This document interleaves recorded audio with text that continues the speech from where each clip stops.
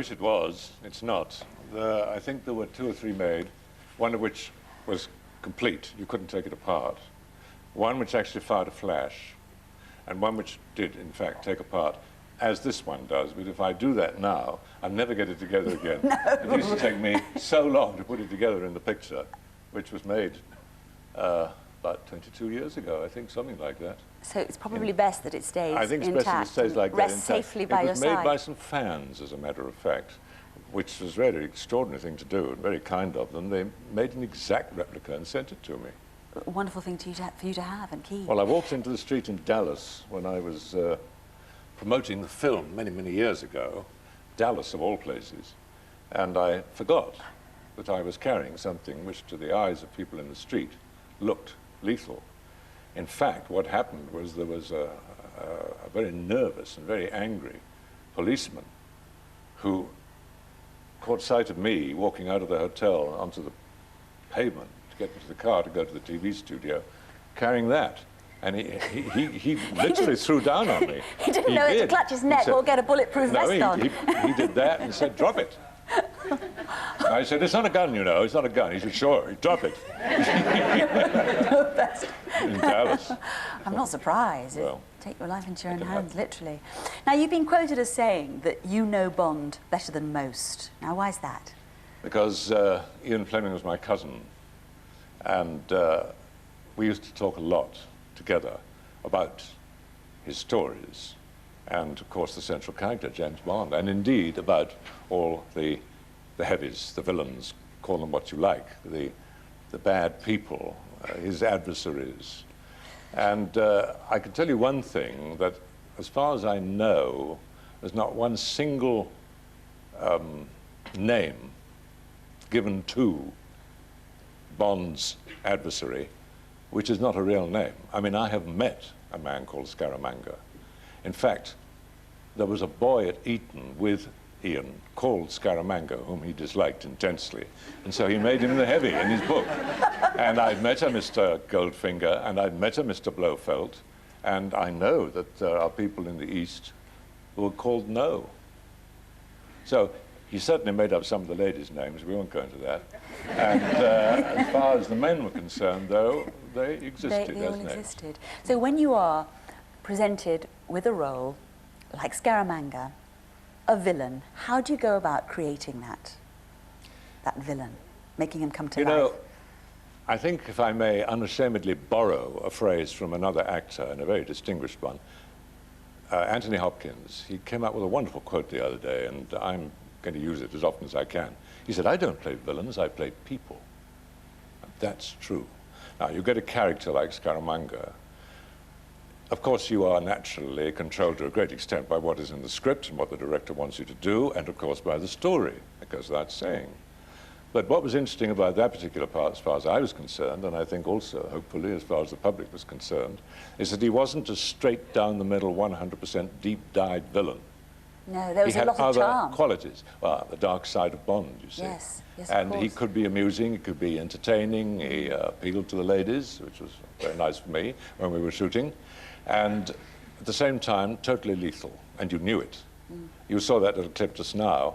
He's playing games. He's like a boy with a toy. He's really happy to get Bond there on the island because he's going to kill him, he's going to whack him, he's going to ice him, he's going to grease him.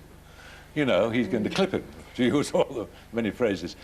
That's what he's really pleased about. It's a game, and he's going to win because he's the best.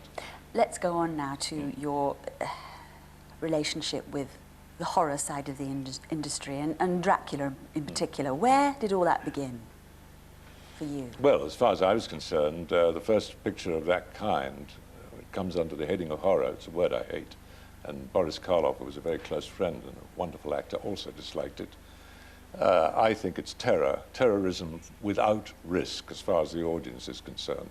It started in about 1956, 1957, when I did the creature in The Curse of Frankenstein. And by that time, somebody had decided I wasn't too tall or too foreign-looking, which had been the case for the previous 10 years. And I didn't even speak.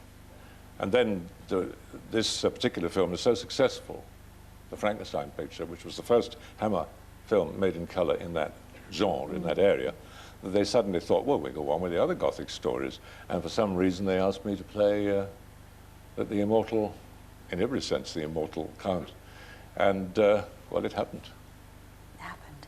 But now, over 200 films, 40 years in the industry. 250 now, I think. When you come to put together your video, The Many Faces of Christopher Lee, how do you decide what not to put in and what to put in? It's pretty difficult, isn't it? I mean, because there's been mystery, thriller. I mean, Yes. we talked about the Comedy, terror, a lot of the comedy. Yes. Yes. Westerns, musicals, everything.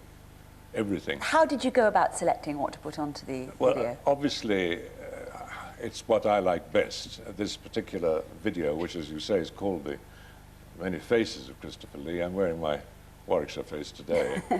And as a matter of fact, I'm going to go and sign the videos in the HMV Birmingham, if I may put in that plug, this afternoon. And it is difficult. You pick the pictures that you like, and you hope that they can get the clips. Yes. So I had a fairly large selection to choose from. My favourite, of course, being The Wicker Man. It's the best picture I've ever done. And then also some of the other pictures, like The Musketeers and things like that. And some of the pictures I barely survived, literally. And then it's a question of getting the clips. Now, to be quite honest, the amount of money that some of these companies ask for a 1-minute clip is, I mean, just beyond inhibits it belief. slightly. But we've got about 8 pictures, I think, thereabouts, and they go from comedy, when I hosted Saturday Night Live.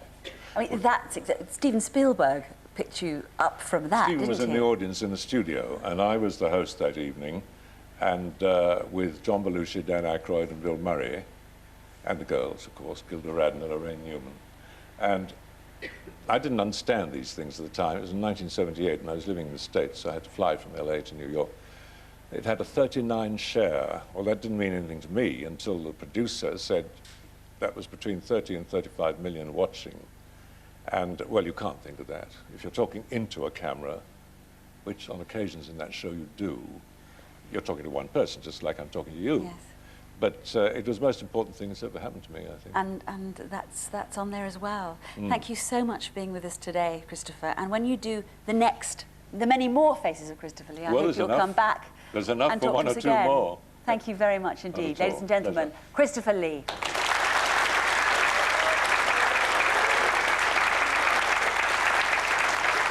Now it's showbiz.